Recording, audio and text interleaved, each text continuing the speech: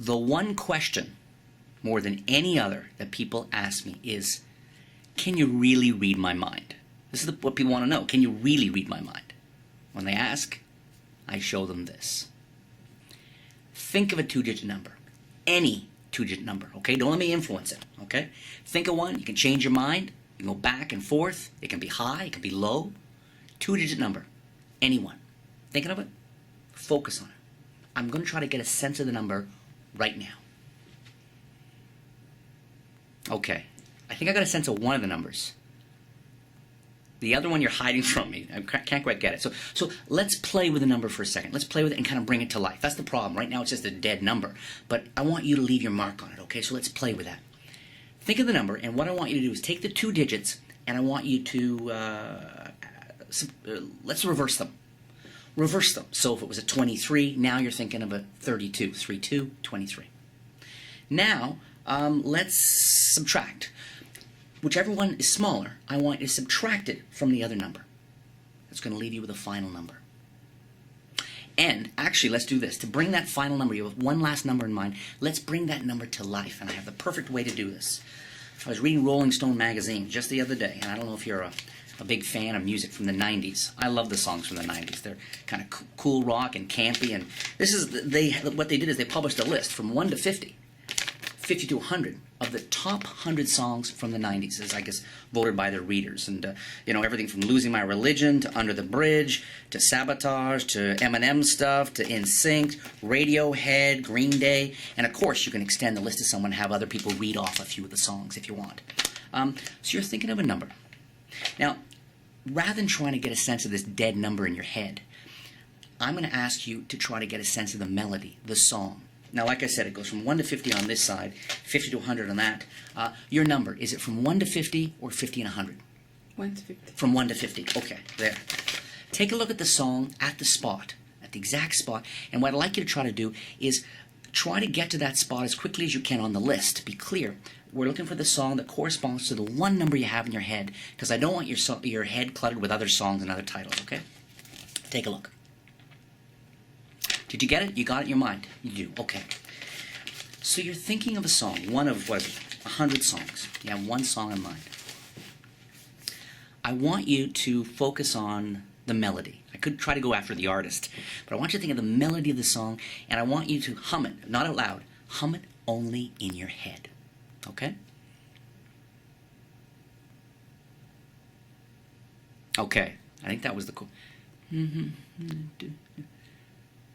Is it Living La Vida Loca? Is that what the song is? Yes. The one song out of 100. Proving I can read their mind. Sound Waves is a perfect example of doing something truly extraordinary with something wonderfully ordinary. It's surefire. It never, ever misses. Okay? And there's something about music that applies and appeals to everyone, and that's one of the big strengths of this effect. And one of the things that I was so excited about, taking this classic force and applying it to something with as much broad appeal as music. That in itself was cool. But then to find, I'm talking about an ordinary pop culture object. Now, when you get this, it comes along with a whole bunch of, you get many copies of it. Okay, number one. Number two is they're not all the same. What that means is you can completely repeat the effect right away.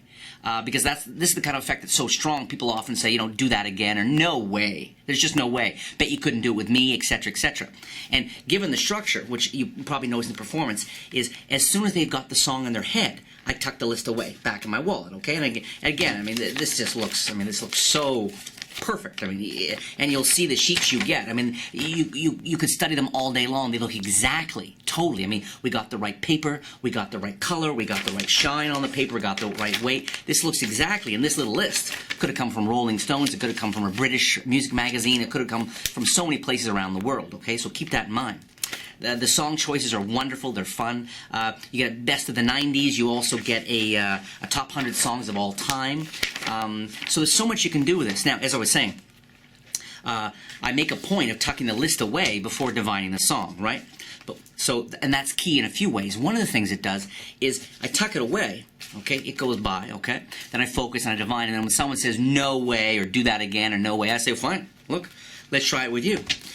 Take out the list again, and of course right there, I just took out another list. A lot like the first one, but also quite different. So I can once again have them think of any two-digit number, okay? Once again we do it, and once again they think of any one of these, 1 to 50 or 50 to 100, and I can divine a second different song. And talk about the world's easiest switch. I mean, it's not even a switch.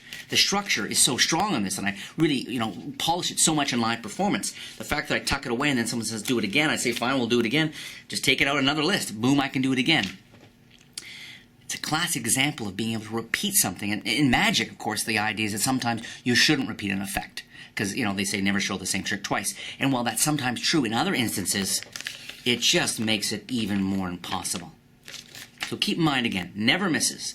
They can think of any number. Any two-digit number, boom, okay? It involves songs. It talk about portability. I mean, whether you carry 1 or 2 lists or whatever you want, and so natural, so above board. I work so hard on the presentation to make sure it flows from can you read my mind to think of any two-digit number to, okay, and eventually we get around to this, and there's so many ways to divine. I mean, you can focus on the name, you can focus on the song, you can focus on the melody, you can first try to divine whether it's a band or an individual. I mean, there's so many places you can take this kind of thing, but they're all rooted in something that everybody cares about.